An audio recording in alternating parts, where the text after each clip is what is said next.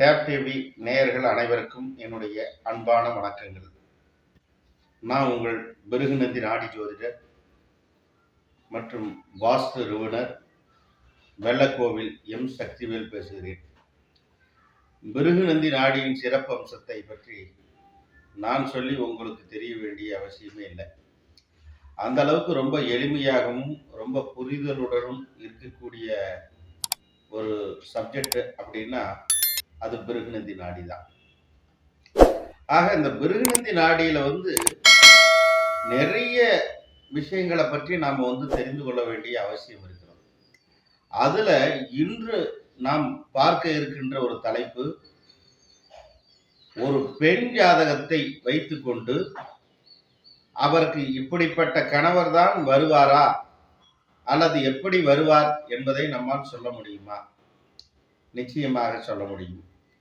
அதேபோல் ஆண் ஜாதகத்தை வைத்துக்கொண்டு இப்படிப்பட்ட பெண் தான் தங்களுக்கு மனைவியாக வருவார் அப்படிங்கிறத நம்மளால சொல்ல முடியும்.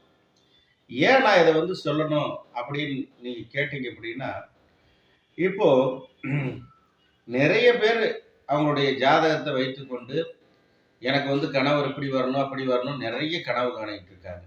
அதனாலே திருமணம் லேட் ஆகிட்டே போகுது. திருமணம் நடந்த பாடில்லை.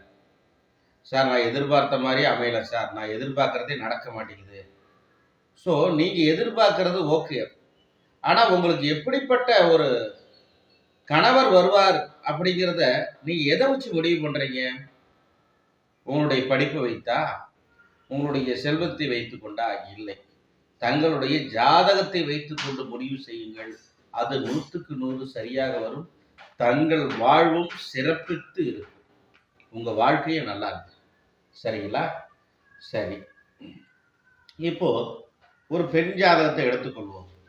ஒரு பெண் ஜாதகத்தை எடுத்துக்கொண்டு அதுல கணவர்கார கிரகமாகிய செவ்வாயை வைத்துக் கொள்வோம். செவ்வாய் மேஷத்துல இருக்காருன்னு வச்சுக்கீங்களேன். மேஷத்தில் செவ்வாய், அடுத்து ரிஷபத்தில் குரு இருக்கிறார். ஸோ தங்களுக்கு எப்படிப்பட்ட கணவர் வருவார் அப்படின்னா, ரொம்ப அன்பானவர், பாசமிக்கவர், கருணை உள்ளம் கொண்டவர், தங்களுக்கு எப்போதும் உறுதுணையாக நிற்கக்கூடியவர், சமுதாயத்தில் ஒரு பெயர் புகழ் அடைந்தவர்னு அர்த்தம். வாழ்க்கையில அவர் பண்ணக்கூடிய சாதனைகள் கொஞ்ச நெஞ்சம் இல்லை, பெரிய அளவுக்கு ரீச் பண்ணிடுவாரு. அவருடைய புகழ் ஓங்கி நிற்கும் அந்த அளவுக்கு. சரி, ரைட். அதுவே அதே மேஷத்துல செவ்வாய் வைத்துக் கொள்வோம், அந்த ரிஷபத்துல சுக்கிரன் வைத்துக் கொண்டால், இந்த பெண்ணுக்கு போன ஜென்மத்திலே, நல்லா தெரிஞ்சுக்கங்க, போன ஜென்மத்திலே கணவராக அமைந்தவர் இந்த ஜென்மத்திலும் அமைகிறார்னு அர்த்தம். இது செவ்வாயும் சுக்கிரனும் ஒரே ராசியில் இருந்தால் அப்படின்னு சொல்லுவாங்க. ஆனாலும் கூட பிருகுநந்தி நாடியில செவ்வாய்க்கு அடுத்து சுக்கிரன் வருமானால் கணவரிடம் எப்போதும் பணம் இருந்து கொண்டே இருக்கும், பொருளாதாரம் நல்லா இருக்கும்னு அர்த்தம். இந்த பொருளாதாரம் நல்லா இருந்துட்டாலே அவங்க வாழ்க்கையில எந்த கருத்து வேறுபாடுகளும் வருவதே இல்லை. அதனால தான் நான் சொல்றேன், செவ்வாய்க்கு எடுத்து சுக்கிரன் என்றால் நிச்சயமாக கணவர் உங்களை, அந்த பெண்ணை சுற்றி சுற்றி வரக்கூடியவராக இருப்பார். சரி, ரைட். செவ்வாய் அதே மேஷத்துல வைத்து கொண்டு இப்போ ரிஷபத்துல சுக்கிரனை எடுத்துட்டு புதனை வைத்துக் கொள்வோம். செவ்வாய் புதன் இந்த கிரக சேர்க்கை இது என்ன பண்ணும்? கணவர் இளமை தோற்றத்துடன் இருப்பார், என்றென்றும் இளமையாகவே இருப்பார், நல்லா பேசுவார், கனிவா பேசுவார், நகைச்சுவை உணர்வு அதிகமாக இருக்கும். அதே நேரத்தில் கருத்து வேறுபாடுகள், அவர் பேசுறத உங்களால் அண்டர்ஸ்டாண்ட் பண்ண முடியாது சில நேரங்களில். சரிங்களா? அந்த மாதிரி கருத்து வேறுபாடுகள் வருவதற்கு வாய்ப்பு உண்டு. சரி, ரைட். இப்போ இந்த செவ்வாய் மேஷத்தில் வைத்துக்கொண்டு இந்த ரிஷபத்தில் புதனுக்கு பதிலாக கேதுவை வைத்துக் கொண்டார், நிச்சயமாக தங்களுக்கு வரக்கூடிய கணவர் மிகவும் கஷ்டத்திலே இருப்பார். ரைட்டுங்களா? அந்த கஷ்டத்துல தான் முதல்ல இருப்பார். நீ கல்யாணம் பண்ணும்போது உங்க கணவர் ரொம்ப கஷ்டத்தில் இருப்பார், அதுக்கப்புறம் தான் மீண்டு வருவார்னு சொல்லணும். இப்போ உங்க பெண் ஜாதகம் செவ்வாய் கேது இருக்கு, ரைட்டுங்களா? நீங்க ஒரு பெரிய பணக்காரரை தேடிட்டு தான் எப்படி சார் கிடைக்கும்? எப்படி கிடைக்கும்? கிடைக்காது. அப்புறம் இந்த காதல் திருமணம், கலப்பு திருமணம்லாம் இருக்கு இல்லையா, அதெல்லாம் எப்படிங்கிறீங்க? ராகு கேதுக்கள் இல்லாமல் காதல் திருமணமும் இல்லை, கலப்பு திருமணமும் இல்லை. ரிலிஜன் மாறுவது, சரிங்களா? ரிலிஜனே மாறுவது. செவ்வாய் கேதுனாலும் காதல் அல்லது கலப்பு திருமணம்னு அர்த்தம். ஜாதி விட்டு ஜாதி, மதம் விட்டு மதம், ரைட்டுங்களா? நல்லா தெரிஞ்சுங்க. ராகு என்பது முஸ்லீமாகவும் கேது என்பது கிறிஸ்டியனாகவும் கருதப்படுகிறது ஜோதிட துறையிலே. அப்போ நீங்க உங்க ஜாதகத்தை பார்த்து கொண்டு உங்களுக்கு இப்படித்தான் வருவார் கணவர் அப்படிங்கிறத நீங்க கனவு காணுங்க. அந்த வழியில நீங்க மாப்பிள்ளை தேடுங்க, உங்களுக்கு நிச்சயமா கிடைச்சிடும் சார், கிடைச்சிடும். நீங்க நல்லா இருப்பீங்க. அதை விட்டுட்டு சம்மதமே இல்லாத ஏன் தேடுறீங்க? அது உங்க வாழ்க்கையும் கெடுத்து, உங்க மன நிம்மதியும் கெடுத்து, பெற்றோர்களுடைய மன நிம்மதியும் கெட்டு போகுது. அதனால் தயவு பண்ணி நான் சொல்கிற விஷயங்களை கருத்தில் எடுத்துக்கோங்க. சரி, இப்போ ஒரு ஆண் ஜாதகத்துக்கு வருவோம். ஆண் ஜாதகத்தில் சுக்கிரன் தான் மனைவியை குறிக்கும் காரணம். பொதுவாக அந்த சுக்கிரன் வந்து மகரத்தில் இருக்குன்னு வச்சுங்களேன். ஒரு உதாரணத்துக்கு உங்கள் ஜாதகம் சுக்கிரன் மகரத்தில் இருக்கு, நிச்சயமா உங்கள் மனைவி நீங்கள் என்ன கேட்டாலும் எடுத்துகிட்டு வந்து தருவாங்க. டீ, காஃபி, போண்டா, வடை, பஜ்ஜி இருந்த இடத்துல எல்லாம் வந்துடும். அந்த அளவுக்கு கொண்டு வந்து கொடுத்துருவாங்க. நீங்கள் இடத்த விட்டு எந்திரிக்க வேணாம், பணிவிடைகள் செய்வார்னு நான் சொல்கிறேன். அந்த அளவுக்கு உங்களை வந்து ரொம்ப பொறுப்பாக பார்த்துக்குவாங்க. உங்களுக்கு தேவையானதை ரொம்ப அதி அற்புதமாக செய்து கொடுப்பார்கள்.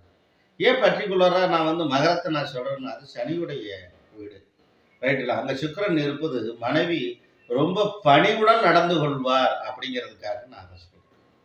சரி, இப்போ பார்ப்போம். நாம் இப்போ சுக்கிரனுக்கு அடுத்து செவ்வாய் இருக்கிறது, ரைட்டுங்களா? இப்போ ரிஷபத்தில் சுக்கிரன், மிதுனத்தில் செவ்வாய்னு வச்சுக்கோங்க. என்ன ஆகுது? சுக்கிரனுக்கு அடுத்து செவ்வாய், கணவன் மேல் பிரியம் அதிகம், எக்ஸ்ட்ரீம் லெவல். அதாவது உலகத்திலே உச்சபட்ச காதல் இவங்களுக்கு தான் அதிகமாக இருக்கும். காதல், 2 பேரும் காதல். அந்த அளவுக்கு, எந்த அளவுக்கு நெருங்குகிறார்களோ அந்த அளவுக்கு விலகுவார்கள். பிரச்சனையும் அதிகமாக இருக்கும். இந்த சுக்கிரன் செவ்வாய் தான் பண்டபாத்திரமெல்லாம் பறக்கிறது. வீட்டில் வந்து பண்டபாத்திரம்லாம் பறக்கும் இல்லையா? நிறைய சினிமா படங்கள்லாம் நம்ம பார்த்துருக்கோம். ரொம்ப அந்யோன்யமாக இருப்பாங்க. அவங்க வீட்டில் கரண்டி, டம்ளரு, செம்பு இதெல்லாம் பறக்கும். அந்த அளவுக்கு ஊடலும், ரைட்டுங்களா? ஆனால் பிரிவு வராது. சுக்கிரன் செவ்வாய் என்பது ஒரு காலத்திலும் பிரிவு வராதுங்க. அந்த அளவுக்கு ஒருத்தரை ஒருவர் புரிந்து கொண்டு நடந்து கொள்வார். அவ்வளோ ஒரு அற்புதமான அமைப்பு. சரி, சுக்கிரனுக்கு அடுத்து குரு இருக்கிறது. அப்போ எப்படி வருவார் மனைவி? அந்த மனைவி ரொம்ப, அதாவது ஆசிரியர் போல உங்களுக்கு வந்து எல்லா வழி நடத்துவதிலும் அவங்க தான் பண்ணுவாங்க. இது பண்ணுங்க நல்லா இருக்கும், இப்படி பண்ணுங்க நல்லா இருக்கும், இப்படி செய்தால் பெயர் புகழ் வரும் அப்படிங்கிறத என்ன சொல்றது, ஒரு குருவை போல உங்களை வந்து தாங்குவாங்க. அதான் சுக்கிரன் குரு சேர்க்கை. சரி, சுக்கிரன் குரு. சுக்கிரனுக்கு அடுத்து புதன் இருக்கிறது அப்படின்னா மனைவி நன்கு படித்தவர் அல்லது படித்தவர் போல அறிவு உள்ளவர். டபுள் டிகிரி, சுக்கிரன் புதன்னா டபுள் டிகிரி. அந்த அளவுக்கு நாலேஜ் இருக்கும். ரொம்ப அறிவுத்திறன், ரொம்ப நுட்பமாக இருப்பாங்க, சரிங்களா? அந்த அளவுக்கு ரொம்ப ஒரு இளமையாகவும் இருக்கக்கூடிய அமைப்பு சுக்கிரன் புதன். சரி, சுக்கிரன் சனி, மனைவி வேலைக்கு செல்லக்கூடிய அமைப்பு.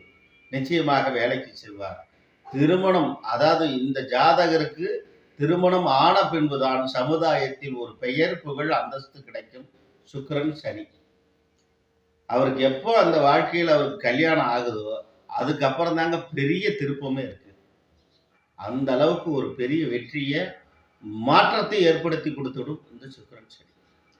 ஸோ இப்படியெல்லாம் நாம் தெரிந்து கொண்டு இதன் சார்ந்த துறைகளில் நாம் வந்து பெண்களை தேடும்போது உங்களுக்கும் பெண் கிடைக்கும், அவங்களுக்கும் சீக்கிரம் திருமணம் நடக்கும். அந்த மாதிரி நிறைய இருக்கு இல்லைங்களா? ஸோ இதெல்லாம் நீங்கள் கொஞ்சம் தயவு செய்து அனலைஸ் பண்ணி இந்த மாதிரி பெண் தேடுங்க. விரைவில் திருமணம் நடக்கும். மற்றும் டேப் டிவி நேயர்கள் அனைவருக்குமே ஒரு முக்கிய செய்தி, யாரும் சேனலை சப்ஸ்கிரைப் பண்ண மறந்துடாதீங்க. கூடவே பெல் பட்டனை அழுத்திக் கொள்ளுங்கள். இதுபோல முக்கிய தகவல்கள் உங்களுக்கு வந்த வண்ணம் இருக்கும். மீண்டும் அடுத்த பதிவில் உங்கள் அனைவரும் சந்திக்கும் வரை உங்களிடமிருந்து விடைபெற்றுக் கொள்வது உங்கள் வழிகாட்டும் ஜோதிடர் வெள்ளக்கோவில் எம் சக்திவேல். நன்றி, வணக்கம்.